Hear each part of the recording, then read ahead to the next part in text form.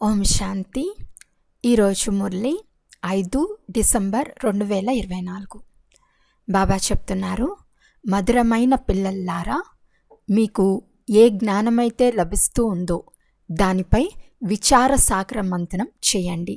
జ్ఞాన మంథనం ద్వారానే అమృతం వెలువడుతుంది. ప్రశ్న: 21 జన్మలకు మాలామాల్గా అయ్యే సాధనమేది? జవాబు: జ్ఞానరత్నాలు. ఎంతెంత మీరు ఈ పురుషోత్తమ సంగం యుగంలో ఈ జ్ఞానరత్నాలను ధారణ చేస్తారో అంతంత మిక్కిలి ధనవంతులుగా అవుతారు. ఇప్పటి జ్ఞానరత్నాలే అక్కడ వజ్ర వైడూర్యాలుగా అవుతాయి. ఎప్పుడైతే ఆత్మ జ్ఞానరత్నాలను ధారణ చేస్తుందో, నోటి ద్వారా జ్ఞానరత్నాలు వెలువరుస్తుందో, రత్నాలనే వింటూ మళ్ళీ వినిపిస్తుందో, అప్పుడు వారి హర్షిత ముఖం ద్వారా తండ్రి పేరు ప్రఖ్యాతమవుతుంది. అసురీ గుణాలు తొలగిపోయినప్పుడు మిక్కిలి ధనవంతులుగా అవుతారు. ఓం శాంతి. తండ్రి పిల్లలకు జ్ఞానము, భక్తిని గురించి అర్థం చేయిస్తారు. సత్యుగంలో భక్తి ఉండదని పిల్లలకు తెలుసు. జ్ఞానం కూడా సత్యుగంలో లభించదు. కృష్ణుడు భక్తి చేయడు, జ్ఞాన మురళి కూడా మ్రోగించడు. మురళి అనగా జ్ఞానాన్ని ఇవ్వటము. మురళిలో ఇంద్రజాలం ఉంది అని గాయనముంది కదా, కనుక ఏదో ఇంద్రజాలం ఉంటుంది కదా. కేవలం మురళి మ్రోగించటం సాధారణమైన విషయం. ఫకీర్లు కూడా మురళి మ్రోగిస్తారు. ఇందులో జ్ఞాన ఇంద్రజాలం ఉంది. అజ్ఞానాన్ని ఇంద్రజాలము అని అనరు. కృష్ణుడు మురళి మ్రోగించేవాడని వారిని చాలా మహిమను చేస్తారు. తండ్రి చెప్తారు, కృష్ణుడు దేవత, మనుషుల నుండి దేవతలుగా, దేవతల నుండి మనుషులుగా ఇది జరుగుతూనే ఉంటుంది. దైవీ సృష్టి కూడా ఉంటుంది, మనుష్య సృష్టి కూడా ఉంటుంది. ఈ జ్ఞానం ద్వారా మనుషుల నుండి దేవతలుగా అవుతారు. సత్యుగం ఉన్నప్పుడు జ్ఞాన వారసత్వం ఉంటుంది. సత్యుగంలో భక్తి ఉండదు. దేవతలు ఎప్పుడైతే మనుషులుగా అవుతారో అప్పుడు భక్తి ప్రారంభమవుతుంది. మనుషులను వికారులని, దేవతలను నిర్వికారులని అంటారు. దేవతల సృష్టిని పవిత్ర ప్రపంచమని అంటారు. ఇప్పుడు మీరు మనుషుల నుండి దేవతలుగా అవుతున్నారు. దేవతలలో ఈ జ్ఞానం ఉండదు. దేవతలు సద్గతిలో ఉంటారు. దుర్గతిలో ఉన్నవారికి జ్ఞానం అవసరం. ఈ జ్ఞానం ద్వారానే దైవీ గుణాలు వస్తాయి. జ్ఞానధారణ ఉన్నవారి నడవడికల్లో దైవత్వం ఉంటుంది. ధారణ తక్కువ ఉన్నవారి నడవడికల్లో మిక్స్ ఉంటుంది. అసురీ చలనం ఉన్నవారిని నా పిల్లలని చెప్పలేము. ధారణ లేకుంటే నా పిల్లలని ఎలా చెప్పుకోగలరు? పిల్లలు తండ్రిని తెలుసుకుంటే తండ్రి కూడా పిల్లలను ఎలా తెలుసుకోగలరు? ఎంత పచ్చి పచ్చిగా తండ్రిని నిందిస్తూ వచ్చారు. భగవంతుణ్ణి నిందించటం ఎంత చెడ్డది. వారు బ్రాహ్మణులుగా అయినప్పుడు నిందించటం ఆగిపోతుంది. కనుక ఈ జ్ఞానాన్ని విచార సాగర మంథనం చేయవలసి ఉంటుంది. విద్యార్థి విచార సాగర మంథనం చేసి జ్ఞానాన్ని ఉన్నతి చేసుకుంటాడు. మీకు ఈ జ్ఞానం లభిస్తుంది. దీనిపై మీరు విచార సాగర మంథనం చేయటం ద్వారా అమృతం వెలువడుతుంది. విచార సాగర మంథనం జరగకుంటే ఇంకేం మంథనం జరుగుతుంది? అసురీ విచార మంథనం. దీని ద్వారా మల్లాలే వస్తాయి. అప్పుడు మీరు ఈశ్వర్య విద్యార్థులు. మనుషుల నుండి దేవతలుగా అయ్యే చదువును తండ్రి చదివిస్తున్నారని మీకు తెలుసు. దేవతలు చదివించరు. దేవతలను ఎప్పుడు జ్ఞానసాగర్లు అని అనరు. తండ్రియే జ్ఞానసాగర్లు. కనుక స్వయాన్ని నాలో అన్ని దైవీ గుణాలు ఉన్నాయా అని ప్రశ్నించుకోవాలి. ఒకవేళ అసురి గుణాలుంటే వాటిని తొలగించుకోవాలి. అప్పుడే దేవతలుగా అవుతారు. ఇప్పుడు మీరు పురుషోత్తమ సంగం యుగంలో ఉన్నారు. పురుషోత్తములుగా అవుతున్నారు. కనుక వాతావరణం కూడా చాలా బాగుండాలి. చీచీ మాటలు నోటి నుండి వెలువడరాదు. లేకుంటే తక్కువ కులం వారని అంటారు. వాతావరణం ద్వారా తక్షణమే తెలిసిపోతుంది. నోటి ద్వారా దుఃఖమిచ్చు మాటలే వెలువడతాయి. పిల్లలైన మీరు తండ్రి పేరును ప్రఖ్యాతం చేయాలి. ముఖము సదా చాలా హర్షితంగా ఉండాలి. నోటి ద్వారా సదా ఈ రత్నాలే వెలువడాలి. ఈ లక్ష్మీనారాయణులు చాలా హర్షిత ముఖులుగా ఉన్నారు. వీరి ఆత్మలు జ్ఞానరత్నాలను ధారణ చేశాయి. నోటి ద్వారా ఈ జ్ఞానరత్నాలే వెలువడుతూ ఉండేవి. ఈ రత్నాలనే వింటూ వినిపిస్తూ ఉండేవారు. చాలా ఖుషీగా ఉండాలి. ఇప్పుడు మీరు ఏ జ్ఞానరత్నాలను తీసుకుంటున్నారో అవి తర్వాత సత్యమైన వజ్ర వైడూర్యాలుగా అవుతాయి. నవరత్నాల మాల ఏ వజ్ర వైడూర్యాలది కాదు. ఇది చైతన్య రత్నాల మాల. మనుషులు వాటిని ఆ రత్నాలుగా భావించి ఉంగరాలు మొదలైన వాటిగా ధరిస్తారు. జ్ఞానరత్నాల మాల ఈ పురుషోత్తమ సంగం యుగంలోనే తయారవుతుంది. ఈ రత్నాలే 21 జన్మలకు మిక్కిలి సంపన్నులుగా చేస్తాయి. వీటిని ఎవ్వరూ దోచుకోలేరు. ఇక్కడ ధరిస్తూ తక్షణం ఎవరైనా దోచుకుంటారు కనుక స్వయాన్ని చాలా చాలా వివేకవంతంగా చేసుకోవాలి. అసురీ గుణాలను తొలగించుకోవాలి. అసురీ గుణాలు గలవారి ముఖమే అలా తయారవుతుంది. క్రోధంలో అయితే ఎర్రగా రాగి వలె అయిపోతుంది. కామ వికారం కలిగిన వారి ముఖం పూర్తి నల్లగా అయిపోతుంది. కృష్ణుణ్ణి కూడా నల్లగా చూపిస్తారు కదా. వికారాల కారణంగానే సుందరమైన వారు నల్లగా అయ్యారు. పిల్లలైన మీరు ప్రతి విషయంపై విచార సాగరం మంతనం చేయాలి. ఈ చదువు ద్వారా చాలా ధనం పొందవచ్చు. పిల్లలైన మీరు విని ఉంటారు. విక్టోరియా మహారాణి మంత్రి మొదట చాలా పేదవానిగా ఉండేవాడు. దీపం వెలిగించుకుని చదివేవాడు. కానీ ఆ చదువు రత్నాల సమానం కాదు. జ్ఞానాన్ని చదివి గొప్ప హోదాను సంపాదించుకుంటారు. కనుక విద్య ఉపయోగపడింది, కానీ ధనం కాదు. చదువే ధనం. అది హద్దులోనిది. ఇది బేహద్దు ధనం. తండ్రి మనల్ని చదివించి విశ్వాధికారులుగా చేస్తారని ఇప్పుడు మీకు తెలుసు. అక్కడ ధన సంపాదన కొరకు చదవరు. అక్కడ ఇప్పటి పురుషార్థం ద్వారా అపారమైన ధనం లభిస్తుంది. ధనం అవినాశిగా అయిపోతుంది. దేవతల వద్ద చాలా ధనం ఉండేది.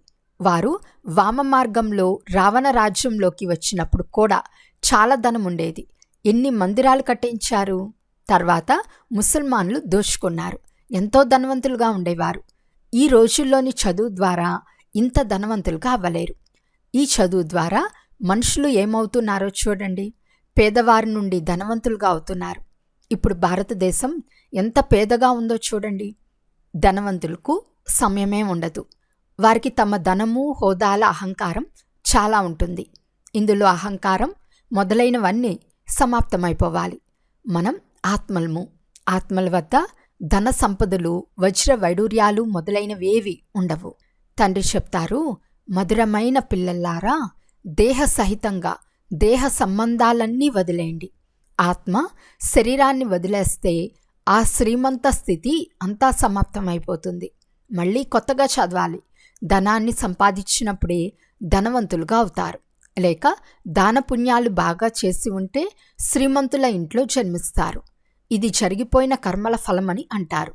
జ్ఞానధనం చేసినప్పుడు కాలేజీలు, ధర్మశాలలు మొదలైనవి కట్టేస్తే అందుకు ఫలం లభిస్తుంది.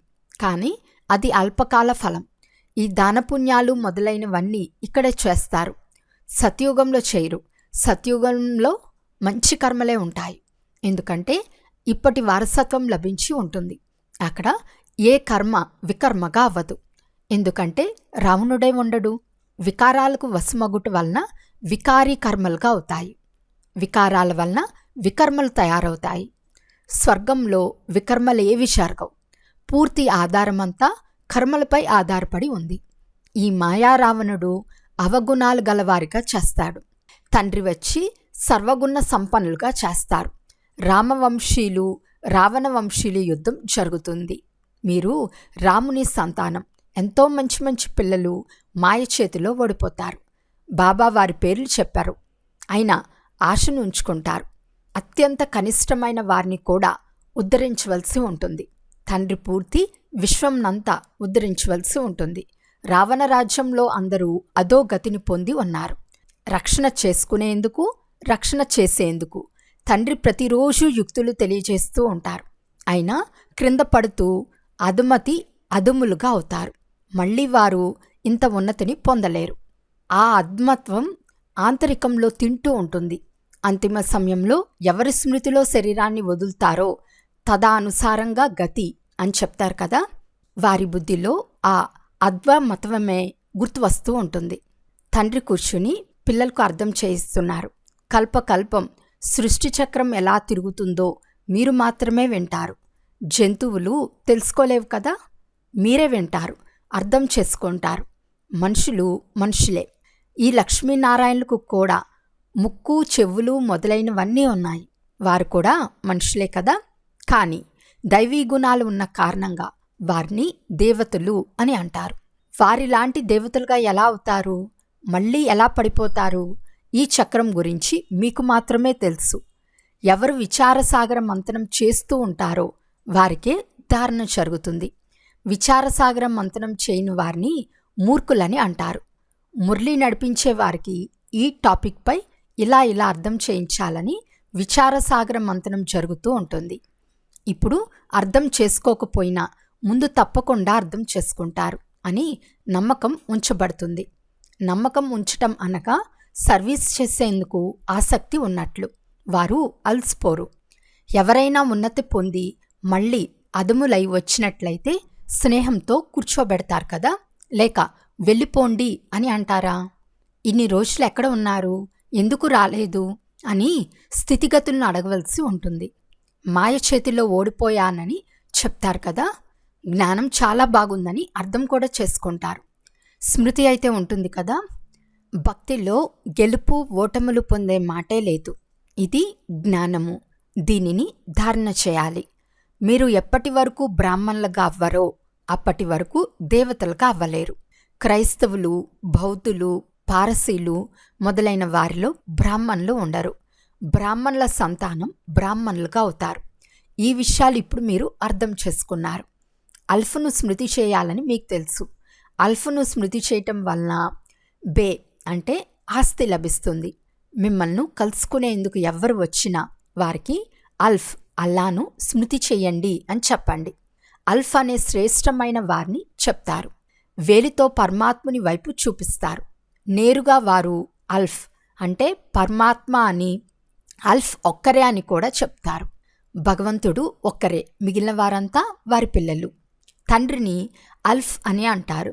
తండ్రి జ్ఞానాన్ని కూడా ఇస్తారు, తన పిల్లలుగా కూడా చేసుకుంటారు. కనుక పిల్లలైన మీరు ఎంత ఖుషీగా ఉండాలి. బాబా మనకు ఎంత సేవ చేస్తారు, విశ్వాధికారులుగా చేస్తారు. కానీ వారు స్వయం ఆ పవిత్ర ప్రపంచంలోకి రానేరారు. పావన ప్రపంచంలో వారిని ఎవ్వరూ పిలవరు. పతిత ప్రపంచంలోనే పిలుస్తారు. పావన ప్రపంచంలో వచ్చి ఏం చేస్తారు? వారి పేరే పతిత పావనులు. పాత ప్రపంచాన్ని పావన ప్రపంచంగా చేయటమే వారి కర్తవ్యం. తండ్రి పేరే శివుడు. పిల్లలను సాలిగ్రామాలని అంటారు. ఇరువురికి పూజ జరుగుతుంది. కానీ పూజ చేసేవారికి ఏమీ తెలియదు. పూజించేందుకు ఒక ఆచార సాంప్రదాయంగా చేశారు. దేవీలకు కూడా ఫస్ట్ క్లాస్ వజ్రాలు, ముత్యాలు మొదలైన వాటితో భవనాలు తయారు చేస్తారు, పూజిస్తారు. ఇక్కడ మట్టి లింగాలను తయారు చేస్తారు, పగలగొడతారు. లింగాలను తయారు చేయటంలో శ్రమ ఉండదు.